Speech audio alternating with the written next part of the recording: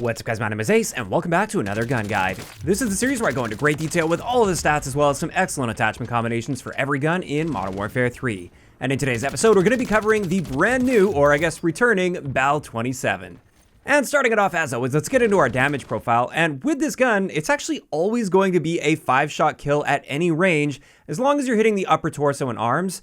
And the only time it will drop off to a 6-shot kill is in the minimum damage range at really long ranges if you're not hitting the upper torso or arms. Additionally, just like with the MCW, we don't deal any extra damage to the head. We deal the same amount of damage to the head as we do to the upper torso and arms, so headshots are literally useless. After that, let's get into our rate of fire, and the rate of fire with this gun is quite interesting, and keep in mind I did this through hand testing, so these won't necessarily be 100% perfect values, but I at least got a pretty solid approximation of what's going on here with frame-by-frame testing, and it appears for the first 5 shots that you fire, you start at roughly 700 rounds per minute, and then throughout those 5 shots, it ramps up to 852 rounds per minute.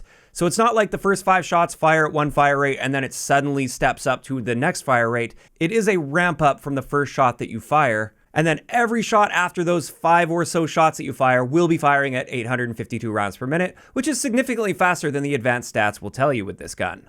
And what this means for our time to kill potential, assuming we're talking about those first 5 shots that you fire, assuming every single one of those hits, we're looking at a 5-shot time to kill potential at roughly 334 milliseconds, which is fairly slow for an assault rifle in this game in close quarters engagements.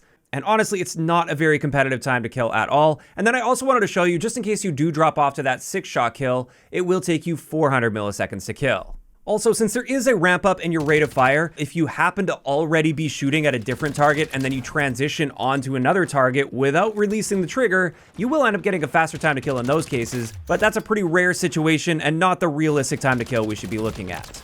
In either case, let's get into our ranges, and this is one really impressive part of the BAL. Like I said, you got a 5-shot kill potential at any range, and it's a guaranteed 5-shot kill out to about 56 meters, which is very, very impressive. And honestly, the biggest upside that the BAL-27 has. It may not compete very well up close, but carrying that time to kill potential out to longer ranges is actually pretty impressive. Also, on top of this, our bullet velocity is very impressive for an assault rifle at 800 meters per second, and for hardcore game modes, this gun's actually a bit of a monster. It's got a guaranteed 1-shot kill anywhere in the body out to 56 meters, and then beyond that, it still has a 1-shot kill potential as long as you're shooting them in the upper torso, arms, or head.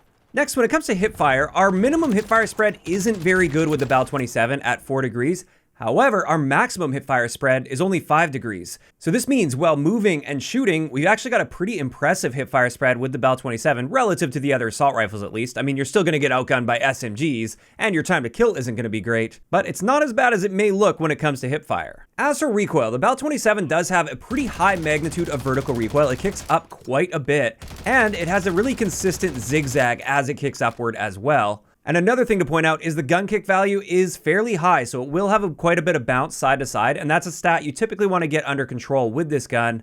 And then one last thing to mention here is your initial recoil tends to be pretty good. If you're looking at the first like 6 or 7 shots that you fire, it only kicks upward a little bit, and there's basically no horizontal recoil with those initial shots. So overall, as long as you're getting your kills with those initial shots fired, I consider the BAL-27 to be fairly accurate, but when you put it side by side with the most comparable gun in the game, which is the MCW, this is significantly less accurate than the MCW is.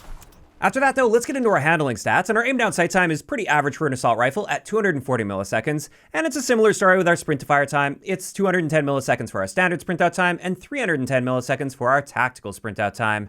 And now let's talk about reload a little bit. This is another big downside with the BAL-27. It's got quite a slow reload add time at 1.92 seconds. And then finally, when it comes to the base stats of the BAL-27, let's have a look at our movement speeds. And across the board, we're above average in the movement speed department. So that is one nice area when it comes to the BAL-27. It allows you to get around the map fairly quickly for an assault rifle. And with that, we can now move into some solid attachment setups that I wanted to share for you guys.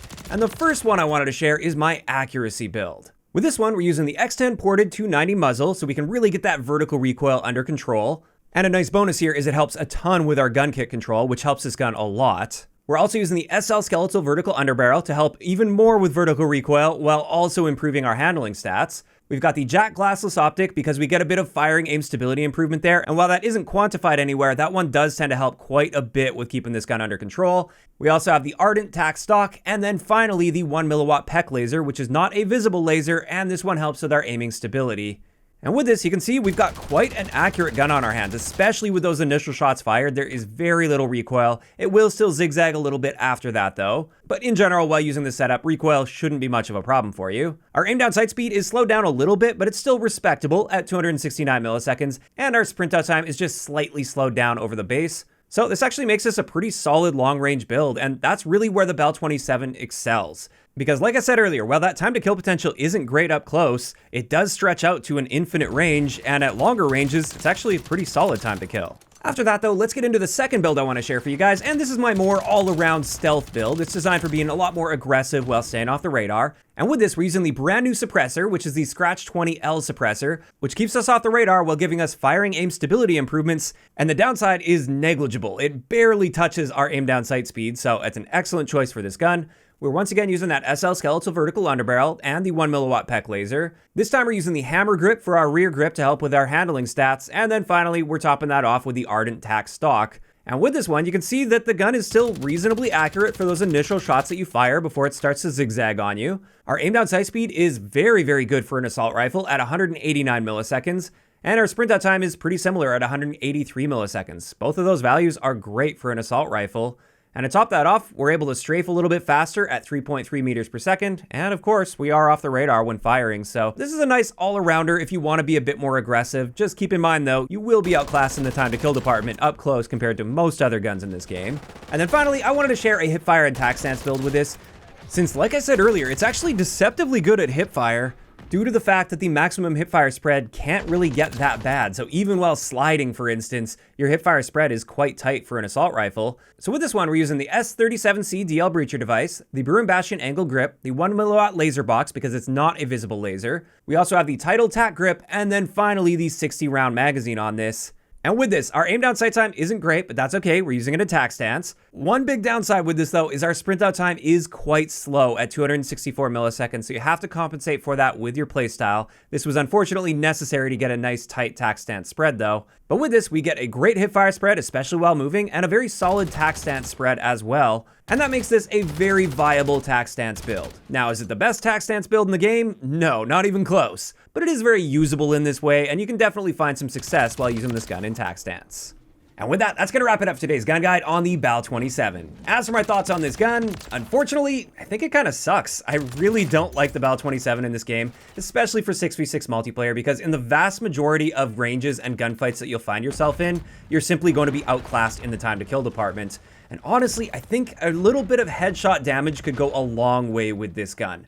If they could make it so you have to mix even like 2 headshots in with body shots to cut that down to a 4-shot kill in the maximum damage range, and then perhaps drop that maximum damage range down a little bit, I think that would at least make this a lot more viable against the other guns in the game, because as of right now, it just doesn't compete super well in most gunfights. Now, I will give it at least some credit for being quite solid at longer ranges, since that time to kill potential will carry out to longer ranges, but the problem there is typically you're not finding yourself in really long ranges in multiplayer, and then even if you are, you're probably just better off with an MCW, which is significantly more accurate and consistent with that accuracy. So yeah, this gun just doesn't really stand out in any meaningful way in my opinion, and I was quite disappointed by it, unfortunately. Now, of course, those are just my opinions, and I'd love to hear what you guys think about the BAL-27 in those comments down below. And of course, if you guys have missed any of the previous episodes of Gun Guides, I will leave a link to the playlist in the description of the video. If you enjoyed this one, a like rating is always appreciated, and don't forget to subscribe for more if you haven't already. I'll talk to you guys next time.